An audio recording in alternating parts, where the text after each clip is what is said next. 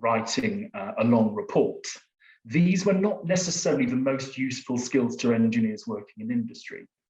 We found that actually what we probably should be doing is much more kind of dialogue training over the telephone, for example, and interacting in meetings rather than giving an individual oral presentation. That's not to say that there's no place for individual oral presentations, but our results did show that there were actually more skills that we could be working on in our LSP classes. And then if we think about the needs analysis that we've done within the badge project, here are some slides from the presentation that I gave last year. We really spent the first year of the project in IO3 doing a needs analysis. We brainstormed e-communication. What is e-communication? What does it involve? And we produced this rather impressive looking chart of e-communication skills. We also interviewed engineers working in industry, and they told us what they felt were the necessary skills for engineers. Not all of these are connected to e-communication, but many of them are, as you can see. We also interviewed students who said pretty much the same thing as engineers working in industry, but they also added that they would like training in writing in a neutral, so neither formal nor informal, writing in a neutral register in emails and instant messaging using employment-related services such as LinkedIn, and developing a consistent online persona for the workplace.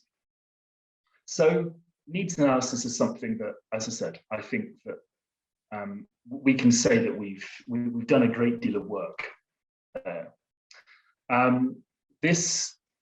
Sorry, I just need to, my screen is doing something a little odd. Okay. Here are some of the results of that needs analysis that we did, looking at the technologies and the tools that engineers use in industry. And that allowed us then, all of this needs analysis allowed us to put together an updated version of the GELS framework. Jimmy, we are on your view. You've got the speaker's view now. We can only see the small. Okay, let me.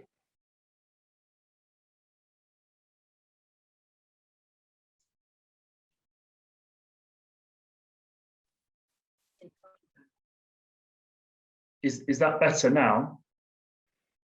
I can't see anything yet. Nothing.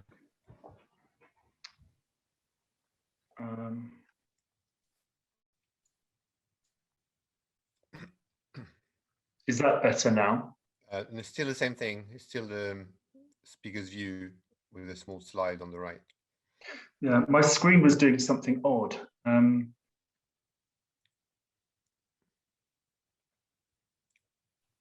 Is that better? Yes. Yeah. Okay. So the needs analysis then allowed us to update the GELS framework. And this is something that I know that many of you are very familiar with. Let me just make clear the work that we've done in the last year. That is, we have made the GELS framework more relevant to e-communication skills. And an important question for us was, how do we add e-communication to a framework of skills? Is e-communication a skill? Is it a tool? Is it a way of thinking? It's actually not that straightforward. So what we've done with the GELS framework is we've added what I would call reminders to the student or the teacher about the different ways in which we can think about the skills in the framework. So if the framework says write, for example, that doesn't need to be an individual exercise. It could be a collaborative exercise. It could be a synchronous exercise online, or it could be an asynchronous exercise. So we've tried not to limit students and teachers' thinking when it comes to this framework, but actually the opposite, and that is to present a range of possibilities when it comes to skills. And sometimes we've given specific examples of what we mean by, for example, correspondence. That could be a note, it could be an email. We have tried not to use the names of specific programs or specific tools, because obviously these change very quickly, and we don't want the framework to get out of date. So that is the GELS framework, and the GELS framework is actually something that I would like to share with everybody now. So I'm going to pause the recording and come away from the screen. And in the chat function now, I'm going to share with you a PDF version of the GELS framework.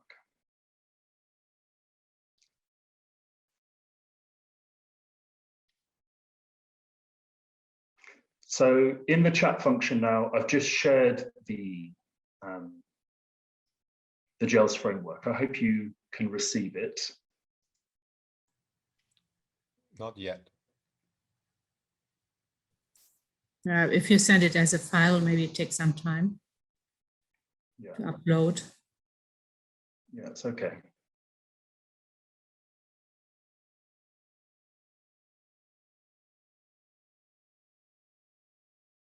Okay, and I'm hoping that you're going. If not, if you don't receive it, then I shall just leave it on the screen and we can take a pause. But I want to encourage everybody to take a few calm moments to look at the framework and to engage with it again. It's something that I've had to do 2 or 3 times in the last few months. And I really think that actually when you take a moment to look at the statements that we've made and the changes that we've made, that I do really feel like it's a document that can steer progress within LSP teaching for engineers. So I want us to have a few minutes just to look at the screen. Are you able to access it in the chat function yet? No, Jamie, would you like me to share the link to the GELS page where the framework is? Yeah. That's the same, right? It's updated, I think. Yeah, but what shall I send you the PDF, David? Would that help? I think it's pretty easier if I just send the link, because then people can just download it and then. Okay. But what I will also do is I'll go back to my PowerPoint. And I think what we can simply do is we can mute, and I shall also mute so that you can't hear me. And let's just take 5 minutes to look at a specific aspect of the framework. So if you teach a particular level, you might look at that level. Or maybe you could look at something completely new. If you're an English teacher always working with advanced students, maybe take this opportunity to look at what's further down the framework at the beginners levels. Or if you know that you don't work enough with a skill with your students, maybe this is an opportunity to focus on a skill, for example, listening. Okay, so let's just take 5 minutes to really focus on the framework. Okay. Okay, can you hear me? Yeah. Yes. I said something before, but I had mute on and I realized that you couldn't hear me. Is there anything, the question that I want to ask you is this: what limitations are there when it comes to this framework? Is there anything that prevents you from using the GELS framework in your own teaching? Is there anything in the framework that you dislike or that doesn't suit your teaching? Or are there limitations in the courses that you teach or in the department that you work in? Is there anything that prevents you from using the GELS framework? We're not recording now. I'd like us to have an open discussion. Is there anything preventing you from using the framework as much as you would like? We're still recording, just for information, Jamie. Maybe this is me. So you want me to stop recording? Yes. To the activities, because what we've been busy with in the last semester, almost a year really, is now designing activities that go with this updated version of the GELS framework. And all of you that are involved in the GELS framework, in the GELS network, were invited to participate in a competition to design an activity that responds to a specific can-do statement in the GELS framework. And here is a small selection of the activities that were sent to us. I'll give you a moment just to look through some of those. Now, what this list doesn't show is the point that Maria made before, that actually a number of the activities that were sent to us most of them were between A1 and B1. So I hope that this is good news for many of you working with beginner learners. But I hope you look at that list, and I hope you find several activities that you think that you would like to use in your own classes. Now, I have sent in the chat function, except now I'm not confident it will work, but I have sent a PDF of activity plans. Could you put your hand up if you can find those in the chat function? It's called IO3. It came through, Jamie, it's fine. Sorry? Yes, it came through. It's come through for you, yeah? I think, yeah, for everybody, yeah. Mm-hmm. Great, okay. So I'd like you to maybe choose one or two activities from the list that you see on the screen that you would be interested in looking at some more. And I'm going to give you some time to look at the activity now. Something else that I've sent in the chat function is an idea for a course design. So I had the opportunity earlier this semester to use some of the activities that we've received to build a course in engineering communication. And I've sent a course design in the chat function for this imaginary engineering communication course. And what I'd like is that we go back into our breakout rooms and that we together then look at some of the activities, look at the course design, and have a chat about what we see and what we think. So in a moment, I'll open up the breakout rooms again, and you can decide within your group how much time you have for individual reading, thinking on your own, and then discussing these as a group. I'm going to give you 15 minutes now in the breakout rooms to have a look at some of the activities. If there's time, have a look at the course design, and then we'll come back together and we'll talk about our first impressions of those. Okay, so I will now open up those rooms again, and I'll see you back in the main room in 15 minutes. Okay. Okay, so I think Becky left. So she oh yeah, go somewhere else. Hope my internet is more stable now because I was ejected. yeah. Seems better, yeah. Yeah, because the time is so horrible. So, you know, the internet, because I have no regular internet, so I have kind of what they call an airbox where I connect through 4G, but tomorrow I will be in the office because I thought it would be okay. No, it's not. Okay, so which activity are you interested in? Did you say I actually can't see it anymore, so can we I will put it back on the screen? Sorry, yeah, I'll find it again, hold on. I can show you. Just have to find it again. Yeah, it is. Okay, so I can share my screen.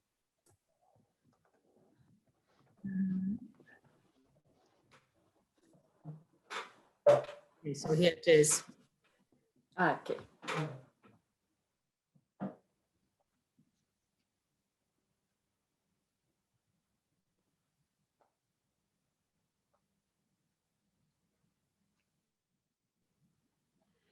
Have you done any of these before? Yeah, let's say, yeah, I did the video pitch for a real job. So I did this already. How did you, can you tell us a bit about it? Yeah, so it's we did first speed datings, 3-minute speed datings, and then they had to create this video with the vocabulary they learned. And yeah, it was B2 C1 students, so it's really, they have really a good level of German already. And then they had to watch. We did what we did first. Sorry, first they had to choose an existing video about an engineer's job, and they had to do a voiceover for that. This was the first thing. Then they had to find a real offer and do speed datings, and then they had this video pitch to do, and it was the exam. And they did really a good job. They put, I think, a lot of work on it, because if they produce videos, whatever they do, at whatever level, usually, you know, for a kind of 3-minute videos, they spend up to 2 hours to produce it, but because they want to, they want it to be perfect. This is French engineering students, you know, who went through this prépa. They want to do a 200% job, but they usually do very good pitches then. So it's really good. And they, what tools did they use? Did you impose a particular tool, or could they choose whichever one they wanted? no, for the video pitch, they just filmed themselves, because I wanted also, we're talking about language, body language also, etc. So I asked them to film themselves. If we do, for example, a voiceover, I saw that, you know, it's created PowerPoint usually for. Sorry, I lost you. I use different tools like Powtoon, for example, where you can create a comic and then you put a voiceover on that. Also, I've lost you. Okay. So I said, Alex, have you lost her too, or is it just me? Is it? Yeah, pretty much. I mean, I think I got the main gist what you said. Sorry, but, it's a bit it's my video. I think. So yeah, I said for the voiceover, if I ask for this, I usually use Powtoon or VoiceThread. VoiceThread, okay. Both, huh? Yeah. VoiceThread. Yeah. They have. It's free for a certain number of recordings, so they can have 4 or 5 trials, I think, beforehand. Yeah. So. Okay. So do you use that for the PowerPoint voiceover? Because PowerPoint itself has the function to add voiceover, right? What is the advantage of using Powtoon? What does it do? Is instead of using PowerPoint. It's not for PowerPoint. It's instead of, because Powtoon you have it's a comic where you have a lot of templates already. It's for free too. And so you use the templates adapted to what you want to say, and then they record the voiceover for that. So I usually don't use PowerPoints with voiceovers. Do you do that? Okay. We do that for, we actually did it. Hi. Hey. Hello. We actually did it this year with teaching online. So what we did for the final presentation, the oral exam, rather than the students give the presentation to us, and I mean, mainly they practice it before, so it's not very different from recording a voiceover. So we asked them to record the presentation beforehand with the voiceover, upload it, and then we watched it as teachers. So the oral exam could really be used to assess the interaction skills rather than the presentation skills as such. So we asked them questions about the presentations and encouraged to explain a bit further. And of course, it's more work because you have to watch all of this beforehand, but I think it makes it more, also, students overrunning, then, I mean, they have 5 minutes, but then they use 10. So if it's all pre-recorded, you don't get into problems. So I think it worked well, actually. But it was individual presentation. Yes, it was individual presentations. Yes. Okay. I mean, I would love to see more interactive activities for the assessment, but at the moment it's just, you know, the teacher and the student discussing. Yeah, because what we did during the pandemic was creating these tandem projects, and in the first semester with our first semester students, which the other school where I teach, we get them after the A level. So it's not it's not after these 2 years of prepa, but directly after the A level. So they're really young. They came to the university, quit their parents, and immediately were in their 18 square meters student apartment in lockdown. So we created a partnership with another INSA school. So there were 2 French students, but still they had to produce videos in German. And they couldn't meet, they had to do it online. And this was really great because they prepared it. They talked in French, of course, when they prepared it. But then we had that video in German. And they did really a good job and learned, I think, a lot of vocabulary together. So we had also this interactive part, because it's different. I think if you have only a presentation, one person, you know, or if you, and this is really also where you can, I think, distinguish between levels. If they just do their parts, you know, I read my part, you read my part, your part, or if they speak freely, both of them, or if they really interacted, you have the impression really they ask a question, the other one is answering, etc. So this interactive part was there too.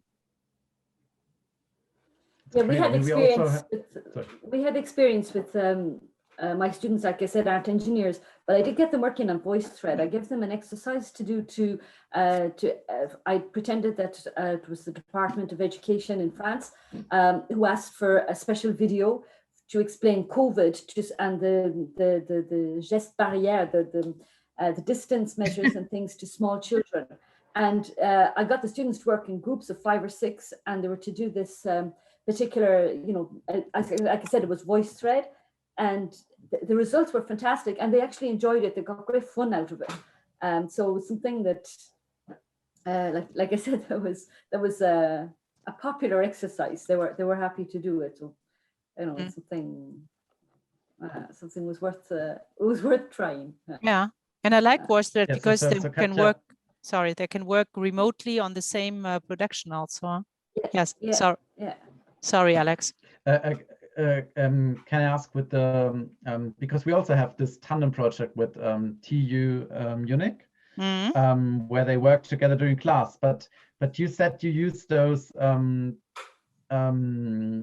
presentations for the final assessment as well. So because you know, I always find it difficult to keep everyone on track, and then there's people dropping out, then someone's without a partner for the presentation. So this, you know, this, when it comes to the assessment in the end, I always find it a bit difficult. But this is you managed to do so. Yeah, so we did. So the first project we did was with the other INSA schools. So this was easy because, you know, they have the same timetable, etc. But then second semester we had 2 projects, one with University of Siegen in Germany, and the other one with also Munich. And so we try to, of course, there's always problems, not in our case, because people can't drop out, they have to be there, it's compulsory. But if people drop out, you know, we try to solve that as soon as possible in the beginning of the project. So we had like tandems, and then when one was out, we put 3 of them together so that everybody would have a partner. And it worked out quite well, you know. With Munich, we didn't have so many students. We had 18 students on each side, I think, but in Siegen we had 60 students, so it was really difficult, you know. So, and we also had Lithuanian students with us, etc. So it was more difficult, but then it's really a lot of work for the teachers in the beginning to be sure that everybody has got a partner, but usually it worked out. And we did even a project which was worse in terms of organization, because it was 4 INSA schools, 2 German universities, Birkenfeld and Kaiserslautern, and Lithuania. And we had 120 students and groups of 5 to 7 students. We worked on a Green Cities project. And so this was really difficult in the beginning. But then if one student dropped out, it was not that bad, you know, so they still managed.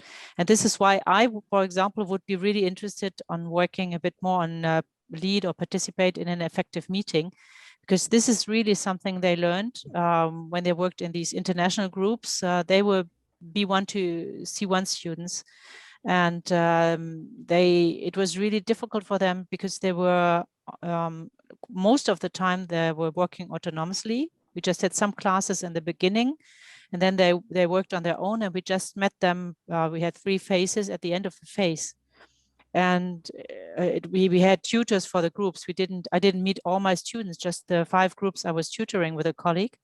So I found it for them, it was really difficult in the beginning to have an effective meeting, because, you know, time schedule, as you know, for Germans is not the same as for French and etc. So they had very different timetables also. So it was really difficult for them in the beginning. And the further the project went, the more the groups grew together and were more effective. But I think if we could have some more activities in the beginning, it would be good, because I tried to work on intercultural topics like, you know, project management in Germany and in France, but they didn't feel that really,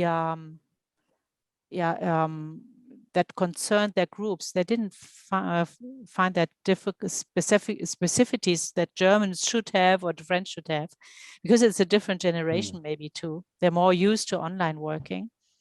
And I would need maybe to give them a bit more keys to how to manage a meeting and how to manage problems, especially. Yeah, how do they? I mean, we can have a look at the activity, because he sent us the activity can share it plan, right? Trying to find it first. Yeah, I can share my screen. Okay, yeah. Lead participate in effective online meeting. So this one here, this is just an example of the activity. It's do the math, but I think this column is maybe interesting for us. Yeah, and they have a description for the lead participate in an effective online meeting a bit further down. Yeah. Okay. Scroll down to page. I can share it. Okay. Yeah. Okay. Okay. If you're there. No. Do you train your students for that, for meetings, or not really? And what we do, I mean, we have a look in one course at the intercultural meeting with people from all over the world, but I'm not too convinced, because of course it's, you know, works with a lot of stereotypes, and so I sort of encourage students to look at it a bit more in a critical way. Okay, so what are they saying here?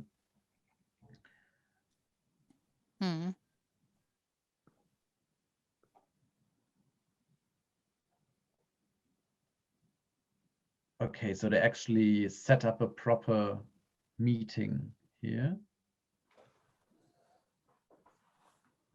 Yeah. Yeah, I do that sometimes, for example, to make a, because this was real life situations, you know, in the project. But then I train also by, for example, I go to the engineers for, how do you call this? Without Frontiers. There are a lot of projects. But this also, you have engineers, but you have also journalism and medicine and whatever. So even to Teresa, this could apply for her groups. So for me, it's engineers without Frenches, and I ask them in little groups to choose a project. And then you have the one who wants to do the project, and the other ones are those who give the subsidies. And so they have to argue, you know, they have to give their arguments why they should do this project, how much would it cost also, so work on the budget. And the others ask questions and discuss then if they would give money or not. So this is something I do, which is not easy for them, because they're not used to it, you know. But it prepares them maybe. The vocab too.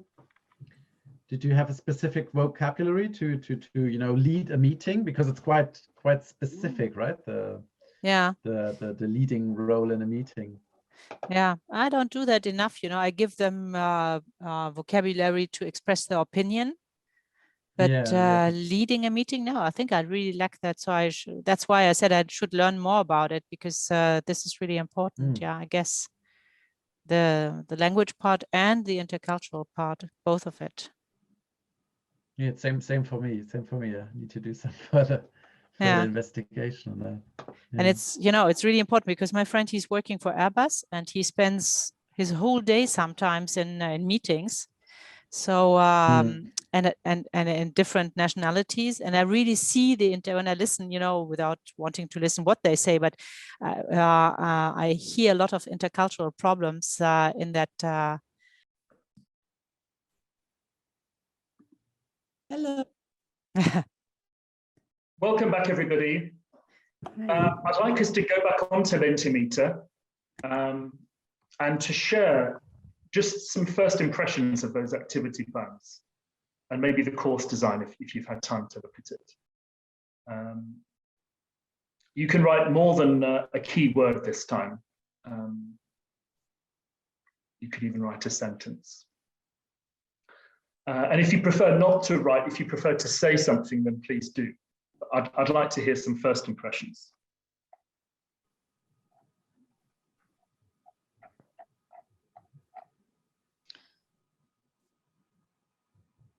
Yes, the origami tutorial I feel is going to be very popular, and not just at A2, B1 level. I was thinking that actually my English students working at a high level would actually really benefit from that as an instruction giving exercise. I think that could be really good fun. But just the kind of teacher that I am, I think that I would have to make sure that I could do the origami first. So that I wouldn't have Exactly. Exactly. Laurence, can you tell us something about the exercise? I know that you've done it for real. Yes, is one of my students. Sorry, I just need to share my video. I need to be quick because I need to leave for another meeting. So sorry, I've put you on. No, that's fine. No, actually, yes, it's one of my students who was very good at French, and is yes. This is something we created together, and he made the video actually at the end. And I'm going to use the video next year for my students. So you can use this activity in different ways. I don't have a lot of time I've got only 2 hours. I teach only 2 hours per week. So it's very difficult to do an activity like this. But as a homework, it's very fun because origami, everybody can do it, Jamie. Say that. But it's fun as well. There is different skills you can practice. You can obviously can give instruction. You can listen to instruction. So I think it's hands-on. Yeah, it's quite a good complete one that you can do also in another level. You can do that in B2 as well, even C1, if you use an origami that is more complicated. Yeah. So I think it's fun. And my student he actually realized that he's quite good at making videos. So he wants to carry on as well. He was quite creative. Yeah, that's great to hear. I'm actually just still wondering what it is exactly. Is it telling someone how to do an origami? Yes, but in language you teach, and then you have to listen. Yes, the instruction. Okay. Yeah. So the person make a video, and give also the instruction. So okay, thank you. Yeah. I just have one question as well. Which video tool or website, or you know what I mean, do your students use? Because we try to do videos with our students as well, but technically speaking, they found it quite difficult. So do you have an easy video tool, or you know what I mean, or website that they can use? I mean, he used just, I think he used just Zoom. You can use Zoom, you can use Teams to make a video. Okay. You record yourself with Zoom. Okay. Easily, and then you share the video, yes. With okay. Or Teams, if you use Teams. Yes, we do. Your institution, yeah. Okay, thank you. I can add there, Emmanuel, but I mean, I work at a technical university, so students are normally much more adept at using video software than I am, but I now ask them to use Zoom. Okay. Because I find it so user-friendly. Easy. Yeah, it's very easy to use, yeah. Sorry, I need to go. Nice to. Yes, thanks, Laurence. Thank you. See you later. I will come back. Bye. Yeah, see you later. Okay. Can I just ask the what's become the infernal question of, can you see my screen? Can you nod if you can see? Yes. Yeah, we do. Okay, right. So I want to finish now, but it's a shame that Laurence has gone, because now's the time where I announce the winners of this competition. I said to you that we've had a competition, and we received 30-something activity plans, and I'm pleased to say that we have 5 winners, and each of the winners will receive €100. The winners are on the screen now. So Sarah from Pavia, Laurence, who's just shared with us her origami activity, Tanya and Elena from KTH, and Maria from Kaunas. So well done to those 5 colleagues. They will receive €100 for their activity plan. Okay. So you already have a selection of the activity plans. I've shared them as a PDF because that's much easier. But if there's any of the material that I've sent to you that you would like in a different format, then just write to me. I'll end today's presentation by giving you my email address. So if you would like, for example, the course design in Word or something like that, then I'm more than happy to send that to you. Okay. I want to finish off then by making clear what's next for IO3. So we've updated the GELS framework, and we have a number of activities based on the framework. We do, though, still have a number of gaps. We have a number of skill and level combinations that still don't have an activity. So a job for us over the summer will be to fill those gaps, and then to test these activities in the autumn semester. We've tested a number of them already, and some teachers have written up activity plans based on lessons that they've given in the past, like Laurence, for example. But we still need to test the activities and see if we can make them language neutral, because that is actually one of the important aspects of IO3, is the material that we produce be usable for all languages. And then, as we need to create a catalogue, there obviously needs to be some consistency in the layout of the activity plans, and that's something that's going to keep us busy, I think, in the autumn semester. But the ultimate aim then is to have a catalogue of activities that teachers can use to boost the LSP of their courses. And I hope that these activities won't just be extra things that you have to do, but like Laurence says, that actually instead of doing something the traditional way, maybe explaining something kind of from teacher to student, but instead there could be an activity where the students will learn the communication skills themselves without having much input from the teacher. So this is the work that we have left to do in the final year. I'm sure that the PowerPoint will be saved at the Badge project website. And I thought that I would just list some references that I've taken inspiration from in the last year.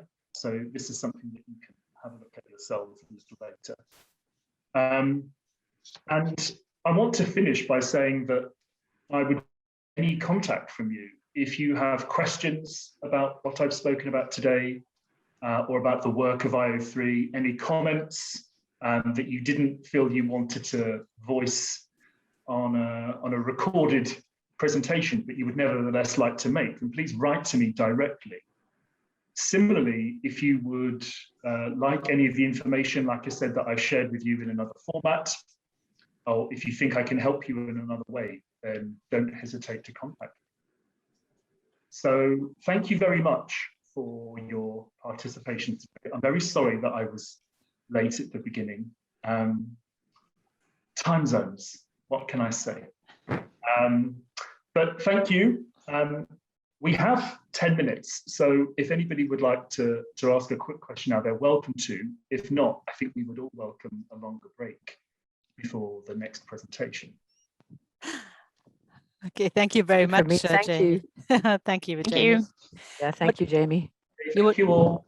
Thank you, Jamie. Jamie, Bye. just a little Jamie. question, a suggestion, because you were talking about the language neutral activity plans. What we thought about also this catalog of critical incidences from KTH, you know, how to make it available for the others. We thought maybe you could send it to the partners and ask them to translate it. You can then translate it by DeepL or whatever and just go through it to be sure that it's correct. So this might be an idea to have it easily done and be sure that it's corrected by a native speaker. If you know, once it's ready, then just send it out to the partners and ask them if they can translate it to their language. Yeah. A question I have related to that is how useful these activity plans are when they're language neutral. I think that some of us will take inspiration from an activity plan that is general and that doesn't make specific points about language elements. But I also think that some teachers would benefit much more from having an activity plan that was written for the language that they are teaching. So although I see the catalogue as something that's language neutral, I think it would be nice to have some specific activities. For example, the origami exercise. If Laurence would, for example, in her language, in her activity plan, include, you know, the French elements of the French language that are necessary to this exercise, I think that might be useful. But that's something that we need to discuss in the coming weeks: is how general it should be and how we can get the right balance. Jamie? Yes. Is there a list of which gaps we have to fill? No, I'm making that now. So okay, great. The judgments were only finished yesterday. Yeah, because I know I missed the deadline, but I have, you know, 2 or 3 half-planned ones, so we could just check. Maybe I can send out a list of those gaps. That would be great. Thanks. Thanks, Susanna. That's a good idea. I was just curious how to get a copy of the catalog if you're not one of the partner groups. Well, there's no catalogue as yet. Yeah. But the catalogue will be the final product. But Hilary, I'm more than happy to share with you what we have now, as long as you understand that it's a rough version. Sure. But of course, you know, at the end of the project, then the catalogue will be shared on this open educational resource. Okay. Thanks, Jamie. Yeah, that would be great. I'd appreciate it. Yeah, I'll do that.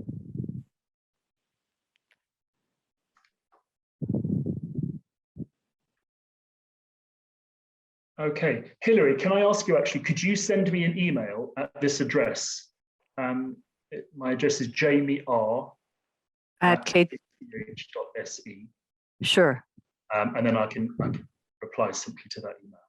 Sure, I'd be happy to. Thank you so much. Okay. Jamie, I just have a practical question. How will the winners know that they won the competition in case they're not here today? I'll write to them today. So okay. I contacted my KTH colleagues yesterday to see if they could join us today. But I'll write to Sarah and the others today. Thanks.